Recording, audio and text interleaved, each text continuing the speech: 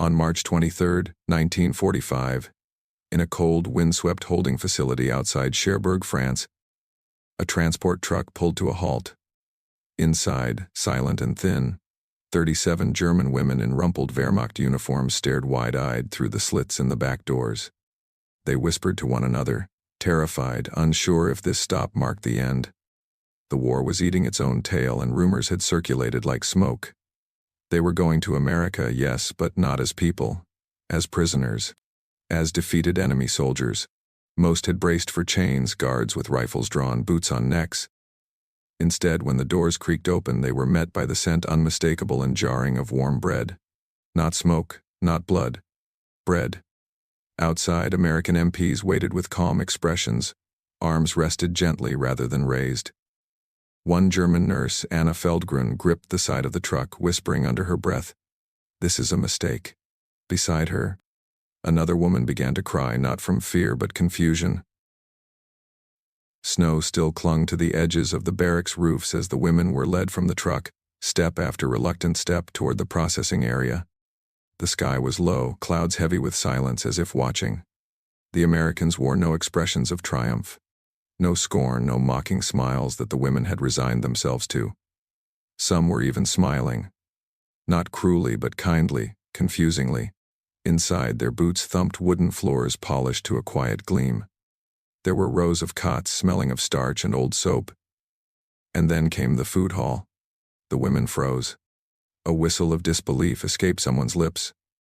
Long tables stood under fluorescent lights, and on them, plates, real plates, held steaming mashed potatoes, gravy, green beans, and hot rolls split open to reveal soft white centers. A pitcher of milk. Real forks and knives. Not tin, not tin. Anna's hands trembled. Somewhere at the back, a woman whispered, "This isn't prison. This is a dream waiting to end." The silence stretched long and taut like a wire, broken only by the cautious scrape of chairs as the German POWs were ushered to sit. New orders barked. New dogs growling in corners. Just the low murmur of American personnel going about tasks ritualistically, methodically. Anna sat, still holding her breath. Across from her, Helga, once a radar operator outside Hamburg, stared at the butter melting over potatoes as though it might vanish. No one moved at first. Then one Garda boy, really with freckles and a southern lilt, spoke gently. "Please eat." Just that, no command, no edge. Anna picked up her fork. The first bite was warm, heavy, tender. She tasted salt, cream, silence, and something unspeakable, a sensation she hadn't felt in weeks. Safety. Around her, the others began to chew, tears leaving tracks through the grime on their faces. The iron curtain of fear didn't vanish, but it wavered, and with each bite, unraveled a bit more. That night, the women lay in clean cots, wrapped in wool blankets that held the faint scent of lavender soap and bleach. Some wept in silence. Others stared at the ceiling, lost in memories of bombed-out cities, of comrades left behind, of the soul-curdling guilt that came with surviving when so many had not. Anna clutched her hands under her pillow. Her fingers curled tightly around a scrap of cloth from her field uniform, the only thing that still smelled of home. Overhead, a soft hum vibrated from the heaters, such a trivial grace, heat, and it resonated like a lullaby without melody. There was no laughter, not yet. But there was quiet, a pure, astonishing quiet. In their minds, they had prepared for cages, for rations tossed like insults, for being treated as something less than human. Instead, they were being offered something harder to bear than cruelty, dignity, unasked for yet undeniable. The confusion weighed heavier than chains ever would. Morning brought the metallic groan of gates sliding open and boots softly crossing gravel. The sky was still a pale bruise, smeared with dawn. An American officer entered, clipboard in hand, barely older than the women he oversaw. His name tag read, Lieutenant J. Harwood. He spoke with a restraint that bordered on reverence. Roll call, formalities. But his voice never rose. He avoided their eyes as if burdened by the knowledge of what lay behind theirs. As names were called, each woman responded with the drilled cadence of soldiers, though here it felt like echoing through a vacuum. No threats. No growls, just ritual. When Anna's name was called, her voice cracked, surprising even herself. Harwood looked up then just for a beat, and their eyes met, not as jailer and captive, but as two humans stumbling through the haze of war's aftermath. In that fleeting moment, it wasn't fear or hatred that lingered in the room. It was recognition, and it left a tremble in its wake.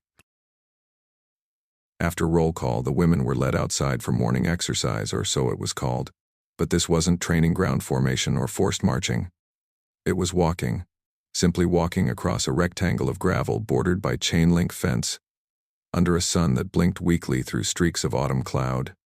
Some shuffled with uncertainty, others stretched limbs stiffened by days of transit. No one spoke much. Anna noticed the guard from the mess hall again, the young one with freckles standing by the fence with a coffee in his hands, not a rifle. He nodded once. She looked away. There was an unbearable fragility to the moment, as if any sudden movement might tear it. Later that day, in the rec room, they were offered something else no one expected. Paper, pencils, even books in German. A chessboard was set out. These were not luxuries. They were provocations. Who were they, if not hated? Why this care? The question took root and refused to leave. By the third day, routine began to settle in. But the questions did not. There was something almost sinister in the civility. The American guards never spoke of the war. They never gloated. They even apologized when a door creaked too loudly. For Anna and the others, it was disorienting. Could this really be the enemy? Some of the women began to write in the notebooks they'd been given, letters unsent, journal entries, fragments of memory. One evening, Anna watched as a woman named Lottie sat perfectly still in front of the chessboard, her fingers hovering over a bishop like she had forgotten what it was for. When another POW approached and asked quietly to join, Lottie flinched, then nodded. They played in silence. It was the first choice either had made in weeks. That night, Anna dreamed not of bombs, but of the smell of warm rolls torn in half. When she woke, her pillow was damp, not from sweat, from tears. The fourth morning arrived with unexpected laughter. It began as a murmur, barely distinguishable among the clatter of breakfast trays, then grew. A mundane mishap ignited it. Lottie had spilled milk on her uniform, flinched, and then, to everyone's shock, giggled. Not cruelly. Not hysterically, just giggled. It rippled through the room like a dropped stone breaking still water. Helga smiled first, then Anna. Even the freckled guard cracked a grin. For a moment, it felt unscripted, unregulated, as though humanity had tiptoed back into the room uninvited. But the laughter faded quickly, replaced by stillness and a strange kind of fear of hope, perhaps. Later that day, Lieutenant Harwood delivered a notice. Some of the women would be transferred to a different camp in Ohio. Immediate departure. No explanation. Anna's stomach knotted, not from dread but disappointment. She had begun unwillingly to believe in a pattern. And now the pattern was breaking. Again, the future dissolved into uncertainty. Was kindness just a mirage before a new storm? They left at dawn. No farewells were given, just the quiet loading of duffel bags and the shuffle of boots onto the canvas-backed trucks. Fog clung low to the gravel, swallowing sound. Anna sat pressed between Helga and Lotte, her hands balled in her lap. The freckled guard wasn't present. Instead, older men stood watch, their expressions unreadable. The ride to the train station was uneventful, but the women were awake with questions. Why Ohio? Why now? Were they being separated for good or sent somewhere darker? Fear clawed back through the cracks kindness had opened. At the platform, the group split, some faces turned back, others stoic. Anna didn't say goodbye. Not because she didn't want to, but because she didn't know how. The train shrieked as it began to move. Wheels screaming a goodbye, no one spoke aloud. Out the window, she caught a glimpse of something absurd. A child waving a small American flag. Not in threat, in simple curiosity. The train rolled through a countryside unfamiliar and vast, fields unbroken by rubble, skies unchoked by smoke. Even as exhaustion weighed on their eyelids, none of the women could sleep. There was something haunting about the softness of the land, the way the wind brushed the windows rather than screamed against them. At a small stop in Pennsylvania, townsfolk gathered to glimpse through the windows, curiosity etched on their faces. Not hatred, just wondering. Sometime near noon, a woman across from Anna pulled out a folded postcard from her boot and began to write. No address, no name, just words tumbling onto paper like breath long held. Anna understood. She too reached for her notebook. She paused, then wrote the only sentence that felt real. I can't remember what I was afraid of anymore. The train rumbled on toward Ohio, toward more fences, more unknowns. But the echo of warm bread, of a name softly spoken, clung to them like scent. This wasn't home, but it wasn't horror either, and that quiet middle ground between survival and remembrance was its own strange agony. The new camp in Ohio was larger, colder, and built with an efficiency that made it feel less like a prison and more like a question left unanswered. Rows of identical barracks lined the compound, framed by high fencing that reminded the women. Peace had limits. Yet even here the rules remained the same. Respectful guards, food served hot, time allowed for reading and letters, though they still couldn't send them. There were English lessons now, for those who asked. Some took them with the desperation of those who believed the future might be written in another tongue. Anna watched a woman paint a flower onto her notebook cover, violets curling beside her name. That night, while walking the perimeter during their allotted hour, Anna paused near a guard tower. From above, a record played softly Billie Holiday. The ache in the singer's voice was unfamiliar, yet unmistakably human.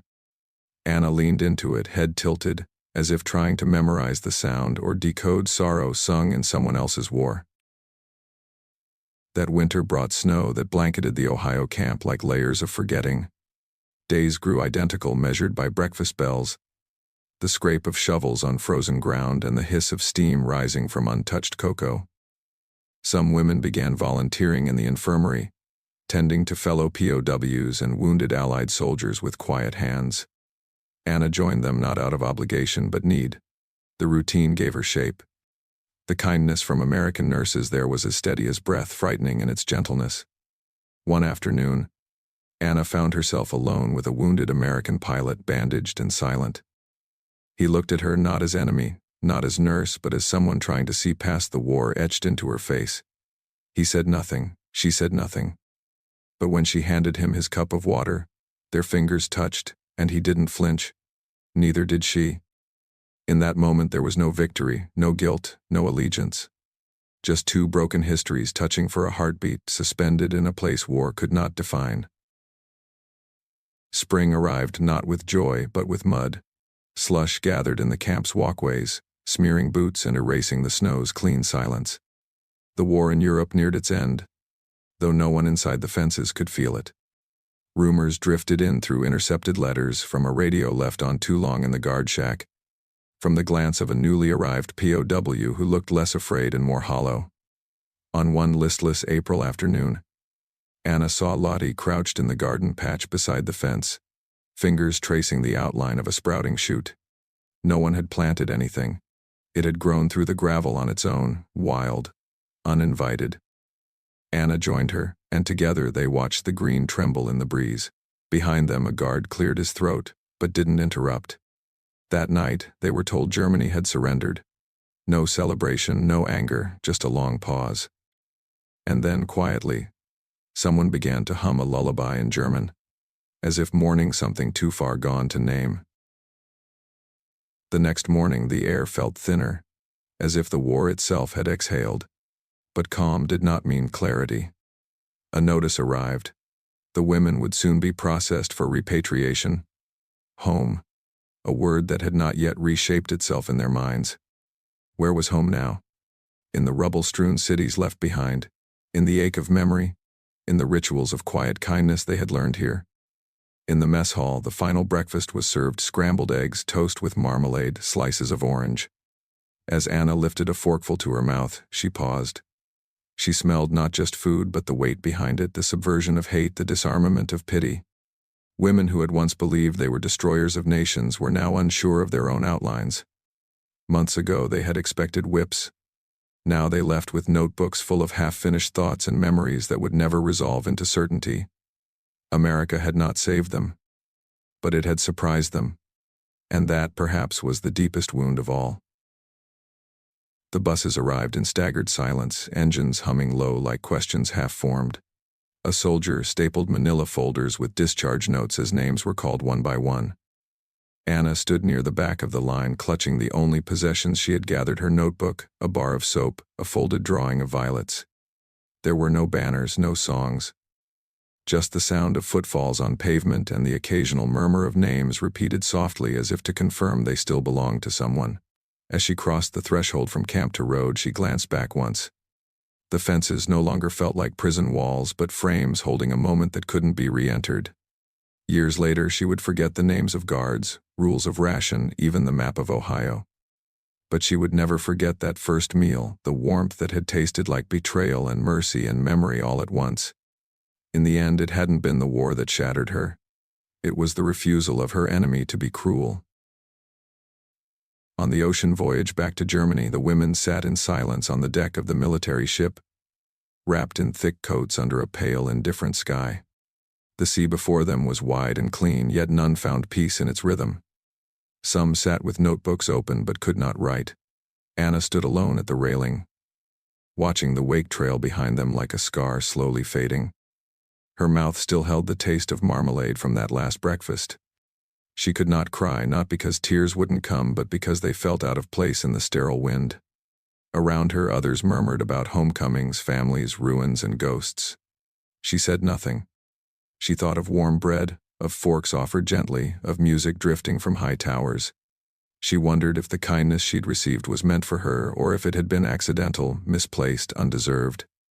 The question swelled within her, growing with the distance. The dock loomed nearer, but the journey back to herself had only begun. As the ship docked in Bremerhaven, the steel groaned against concrete like a reluctant goodbye. The women descended the gangway one by one, met not by embraces but by coldness winds whipping off the gray harbor, and officials in muffled uniforms handing out re-entry documents with mechanical disinterest. Home, if it could still be called that, was a land fractured beyond recognition. Streets they'd known were skeletons of their old selves. Families were missing, houses hollowed. Anna stepped into the city of Berlin 4 days later, boots crunching over bricks that once held windows, laughter, childhood. She clutched her notebook like evidence of a world that shouldn't have existed but somehow did. No one asked her what America had been like. No one would have believed her if she'd tried to explain. So she said nothing. But each time she peeled a potato, each time she smelled bread rise in a neighbor's oven, the taste of that first American meal returned. Warm, heavy, human. A memory that refused to fade, like a question too sacred to answer. Years passed. Decades even. The women who had once shuffled into an American mess hall fearing chains and hunger grew into old age in post-war Germany, their stories rarely spoken aloud. Anna became a nurse again, quieter and stricter than before, her eyes always distant as if seeing through walls and time. Her children never knew why she cried at the smell of potatoes boiling, or why she saved orange peels in jars. The notebook remained in her closet, pages yellowing, handwriting slanting toward silence. One day, long after the war had retreated into textbooks and graveyards, her granddaughter asked why she never ate bread without butter. Anna paused, the crust in her hand trembling slightly, and for once she spoke. Because once, when I thought I was meant to be punished, someone handed me a warm roll, she said. And in that moment I knew I would never understand war again. The child blinked, confused. But Anna smiled, a sorrowful, soft smile, and that was enough. Anna passed away quietly in the winter of 1991, the same winter the Berlin Wall fell for good. In her modest apartment, tucked between tea tins and faded photographs, was the notebook still shut but not forgotten. Her granddaughter, now grown, found it in a box marked with a single word. Remember.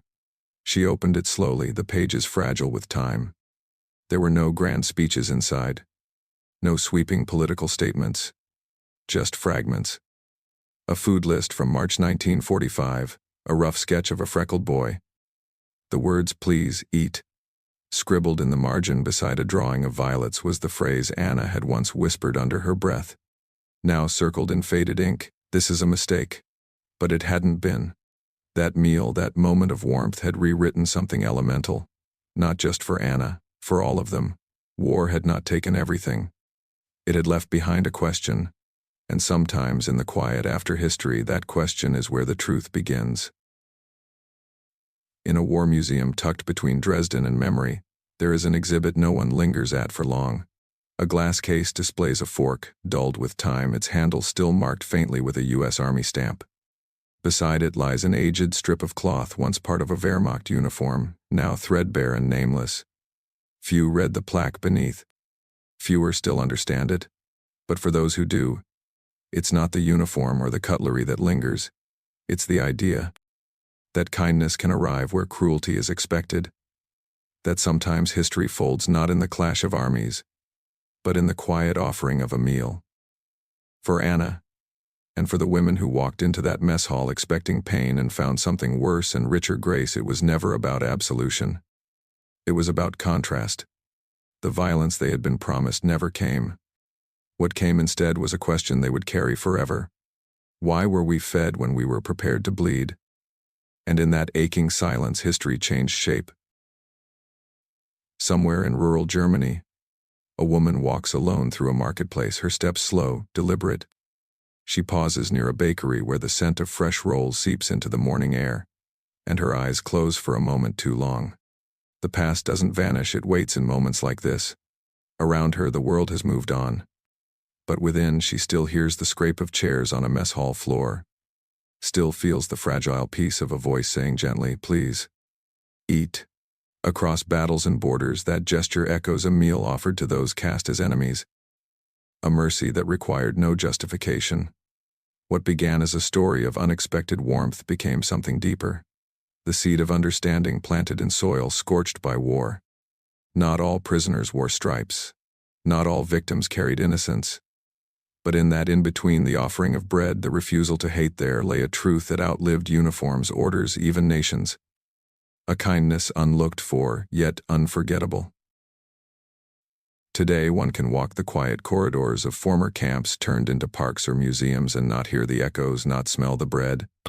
But if you listen closely, not with ears but with what still aches unseen, you might catch it, the memory of 37 women who braced for the worst, and instead were handed plates, not punishments. Their faces have faded from photographs, their ranks erased from records, but their story lingers in the spaces where cruelty could have bloomed and didn't. This is not a tale of absolution or apology. It is a story of inversion, of what happens when the expected whip is replaced by the shocking weight of grace. And in times when history threatens repetition, perhaps this memory is enough. Enough to remind us that one meal, warm, unexpected, and wordless, can fracture the architecture of hate more deeply than gunfire ever could. In that silence after trust first flickered, the war did not end, but something old did, and something human began. And so the story settles not in the archives of victories or the statistics of death, but in the remembered warmth of a meal no one thought they deserved. History often shouts its chapters in blood and banners, but sometimes its most enduring truths are whispered in silence, passed fork to hand, plate to table. The women lived on, scattered across lifetimes marked by quiet resilience, their experience rarely spoken yet deeply inscribed. What they carried was not just survival but a riddle with no answer. Why kindness had met them at the edge of their darkest expectation. In the chronology of war, that question may seem small, but in the timeline of the soul it is seismic. For those few frozen moments in 1945, barbed wire held gratitude, not hatred. A meal was the armistice. And long after the uniforms were hung away and the nations reshaped, the memory remained, stubborn and human, undeniably real. A warm roll against a backdrop of ruins. An act of mercy that refused to dim. There is no monument for that meal in any town square. No ceremony marks the breaking of bread between enemies. But perhaps that's fitting. For mercy, when true, does not ask to be remembered, it simply remains. In the back rooms of aging minds, in the shiver before a first bite, in the quiet second before one stranger grants gentleness to another. The story of Anna and the 36 others never crystallized into history books or marble etchings. Yet it stains the margins of memory, where the war didn't roar but whispered. For each time war prepares the world for blood, someone may still choose bread. That choice, however small, threads its way through generations. And somewhere, amid a peace both fragile and unfinished, hands still reach hesitant, trembling, offering something warm. No justification. No agenda. Only the echo of that simplest, most human invitation: please, eat. For in that moment, not history, but humanity, steps forward. Years later, in a small village bookstore tucked between time-worn stones and sunflower fields, Anna's granddaughter, now a teacher, stood before her class of teenagers, reading aloud from a journal found decades ago. She did not say who wrote it, only that it had come from a time when war told people who to fear, and kindness had to sneak in through contradiction. The class sat still, unusually quiet, as she read the last line. I was ready to be hated, but instead I was fed. Outside, bells marked the hour. No one clapped, no one spoke. But one boy in the back wiped his eyes with a hurried sleeve. In that silence, a generational wound stretched and exhaled. No film can capture it, no book fully explain it. But sometimes healing does not demand understanding, only remembrance. And on that day, in that room, history didn't repeat. It listened. The questions Anna carried found no answers. But they found ears. And perhaps that too is enough. That journal now rests under glass at the village library, open to that final sentence, its ink faded, its meaning unfaded. Visitors don't always stop. Some glance, some move on. But every so often someone reads it slowly, lips moving in silence, eyes tightening around its quiet power. I was ready to be hated. But instead, I was fed. The words do not clamor for sympathy or applause. They simply wait, like that meal once did, to offer witness. In a world still spinning with division, the story remains not as an answer but as a proof that when power chooses restraint and cruelty surrenders to decency, something irreversible occurs. A rift in the script of violence. A warmth deeper than fire. In that remembered act of feeding the supposed enemy, the soldiers of both sides unknowingly rewrote a line of history, not by arms, but by grace. And perhaps one day, when war knocks again, someone else will remember that moment and reach, trembling, for bread instead of blame. Outside the village library, dusk hums gently through the trees, casting long shadows onto cobblestone paths where children now walk freely, unaware of the history housed within. Anna's journal, though fragile, endures its final words, etched not into stone, but into the tender corners of hearts that choose to listen. The story does not end with her, nor with those 36 women who sat bewildered before steaming plates in a foreign land. It continues quietly in the choices people make every day to offer warmth when coldness is expected, to choose understanding where division beckons. No medals were given for that single act of unexpected mercy. No statues ever rose. But monuments are not always made of marble. Sometimes they are shaped in memory, fed by echoes, carried in questions passed hand to hand like bread. In a world forever on the brink of forgetting, Anna's story remains, not a resolution but a reminder, that even in the ruins of war, the smallest kindness can shape what comes next. And somewhere, beyond the bounds of geography and time, a man too old now for uniform stands at his kitchen table in Iowa, buttering a roll with slow, deliberate care. He does not often speak of the war, not even to his grandchildren, but every once in a while, on quiet Sunday mornings when sunlight catches the chipped edge of his old army mug, he remembers the faces, nervous, dirt-smudged, exhausted. He remembers offering the first plate to a woman who looked like she expected to be struck. And he remembers her eyes, wide not with fear but disbelief, as she took the fork from his hand. He tilts his head, breath catching in a throat roughened with age. The roll is warm. The butter melts over it silently. He doesn't know if she ever forgave the world or him or herself, but he hopes she remembered. That moment, that meal, a peace not signed but served.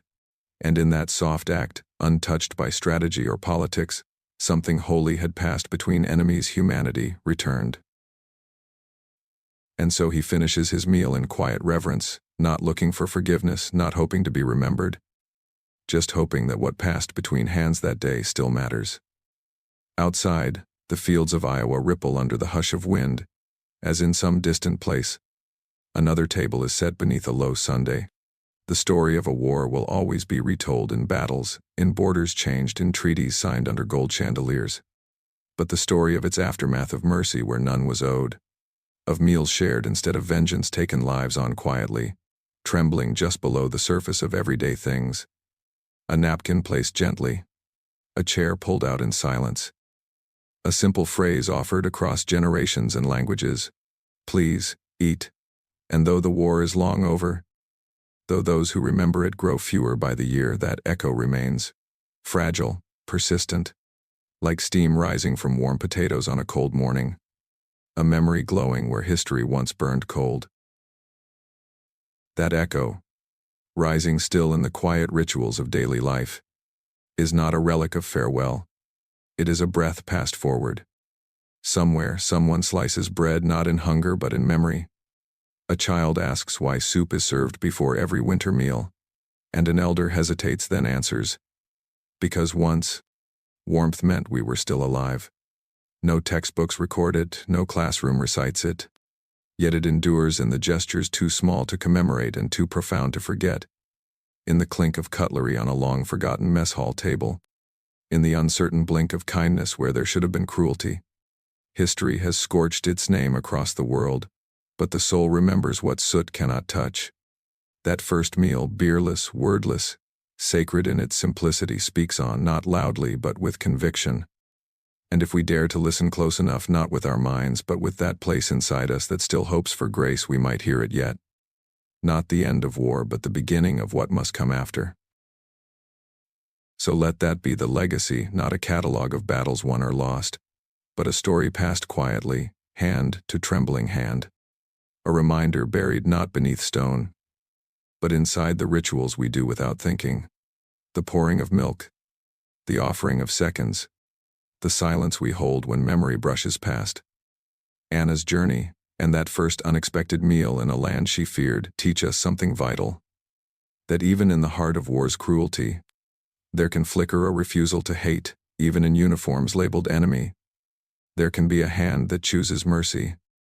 For history may be written by victors, but humanity is remembered by those who offer grace when no one asks them to. And maybe that's all we can do. Not erase the past, not solve its riddles, but carry its fragile truths into the future, one plate at a time. One memory at a time. One warm roll extended, saying without defense, I see you, you are not forgotten. And under that quiet sky, in scattered places where no flags fly and no trumpets sound, that memory walks still. Not as history's headline but as its heartbeat. In poems never written, in bread shared across fences of misunderstanding, the story of those women endures not because they were saints, but because they remained human. That should not have been enough, but somehow it was. The fork, the plate, the hand that did not strike, these became the enduring symbols of a different kind of victory. One that carved no borders, only bridges. The war left cities in rubble, families in pieces, and the future in question. But that meal, that moment, they asked a question stronger than blame. What happens when we choose to see each other not as enemies but as people? We may never answer it fully, but as long as we remember the offering of bread to those expecting whips, there remains a hopeful flicker in this darkened world that mercy once given can echo beyond war and into the soul. For those who inherited the echoes but not the wounds, the story survives in gestures more than words. A shared piece of bread during a school lunch. A stranger offered coffee on a tired morning. Across time, what Anna and the others endured and what they were given carries forward, not as myth but as quiet ritual. That first meal in America was no grand gesture, no sweeping declaration of forgiveness. It was something far more disarming, gentle nourishment offered without condition. In a world spinning too fast to stop and remember, perhaps the story's power lies in its stillness, in its refusal to be loud. Anna's name may fade, but the warmth of that unasked kindness never will. Somewhere a hand still reaches out across a divide. Somewhere someone still whispers, not with force but with humanity, please eat. And in that moment, the whip is laid down, the bread is broken, and what remains is not victory. It is grace, surviving where nothing else dared. And so it ends not with a flag nor with finality, but with the tender passing of a single truth that even in war, where mercy seems unwelcome, it can still find a place at the table. Anna's story is complete, yet not closed. Her journal lies in a glass case, her memory etched into the quiet choices made by those who came after. No anthem celebrates that meal. No parade honors the hands that reached across hatred. But years from now, when someone somewhere offers warmth where coldness is expected, or grace where none was earned, Anna's voice will whisper through the gesture. Invisible yet present, the war took much from her, as it did from all. But it could not take that moment. 37 women, 1 meal, and a silence more powerful than any command. History may forget their names, but it will never unmake that kindness. It happened. It mattered. And in its humble defiance it remade what it meant to be human. The journal's final page, browned and fragile, holds no signature, just a drawing, 2 hands, one outstretched, the other accepting a roll of bread. No caption, no flourish, but it says everything. In that sketch survives a truth untouched by time or verdict. That dignity, once granted freely, becomes a flame no army can extinguish. Anna's gesture, and the gesture she received, echo still not as history retold, but as compassion quietly reborn. The war faded into monuments and silence. The flags were folded away, but that moment endures, passed between mothers and daughters, teachers and strangers, soldiers and the ghosts they left behind. A meal served in unexpected mercy, a memory etched in warmth, and so the script closes not with applause but with breath held soft, as a hand reaches once more trembling, human, offering bread where fear once ruled, not for forgiveness, not for absolution, only so that we might never forget. When hate readied its teeth, someone chose to feed instead. And in that quiet drawing, 2 hands, a single roll, the entire legacy is captured. Not in speeches, not in artifacts, but in the invisible thread connecting then to now. Somewhere, a child spreads butter on toast and does not know why it feels ceremonial.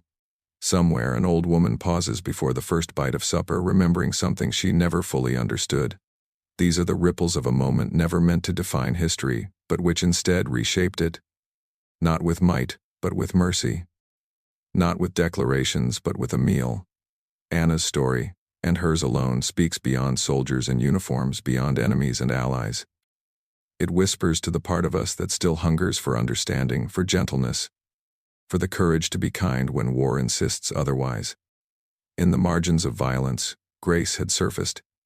It bloomed quietly through bread and trembling hands.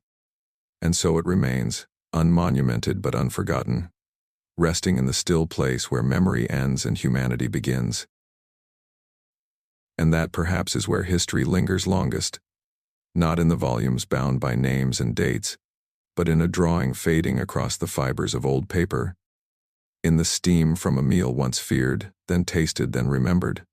Anna's final memory is not one of flags or flames, but of hands choosing not to strike, of nourishment offered where none was owed. It is this that outlives the war, the quiet, weightless defiance of cruelty, the echo of a fork gently placed on a table. Across generations, past language and nation, that echo persists, refusing to fade. And so the script may close, but the story breathes on in the simple human act of offering warmth when history expected cold. In a world brimming with noise, this remains a silence profound enough to carry forward, a silence that says everything, a silence that, if we let it, feeds us still. And with that silence, the story becomes ours. The warmth shared between enemies, the trust born in the aftermath of terror, does not belong to a distant past. It waits still in every moment we are tempted by disdain, every time we face the choice between judgment and generosity. Anna's story ends, but the invitation remains written not in ink, but in gesture, in bread broken without question. We expected whips, not warm food, but received warmth instead. And that reversal, so small, so quiet, holds more power than any war ever won. In remembering it not with grand museums but in kitchens, classrooms, and fleeting kindnesses, we carry forth a legacy forged not in victory but in mercy. The journal now sleeps beneath glass. The meal that once trembled in Anna's hands is long gone. But its meaning is not. It endures in us, quiet, persistent.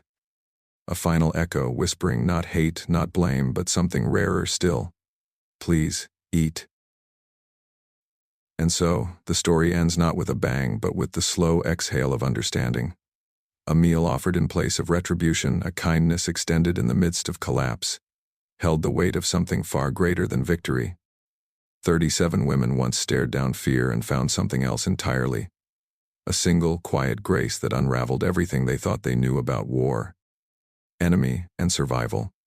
That grace did not ask to be remembered, but somehow it was.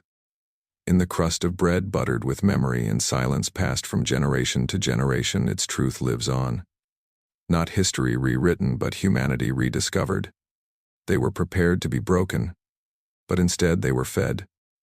And in that feeding, the world cracked just wide enough for light to enter. Let us remember that not all acts of peace come with parades.